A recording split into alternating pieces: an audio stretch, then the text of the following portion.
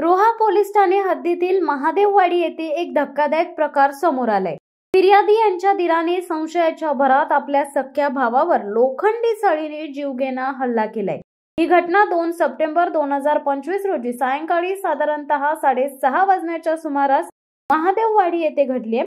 फिर्यादीच्या घरातील सर्व सदस्य गणेश विसर्जनासाठी महादेववाडी नदीवर गेलेले असताना आरोपीला आपल्या पत्नीचे भावासोबत अनैतिक संबंध असल्याचा संशय आला। संशयाच्या भरात आरोपीने घराच्या ओटीवर बसलेल्या भावावर लोखंडी सळीने डोक्यात जबरदस्त वार करून त्याला ठार मारण्याचा प्रयत्न केला।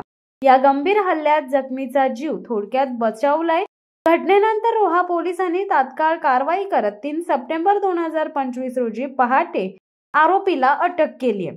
सदर घटनेप्रकरणी रोहा पोलीस ठाणे अंतर्गत भारतीय न्याय संहिता कलम 109 प्रमाणे गुन्हा दाखल करण्यात आलाय। पुढील तपास पोलीस निरीक्षक मारुती पाटील यांच्या मार्गदर्शनाखाली सुरू आहे। शिवसत्ता टाइम्स साठी अक्षय जाधव, रोहा। दे धडक बेधडक वृत्त देणाऱ्या आपल्या शिवसत्ता टाइम्स न्यूज चॅनलला लाल बटन दाबून सबस्क्राईब करा आणि बेल आयकॉनला क्लिक करायला विसरू नका।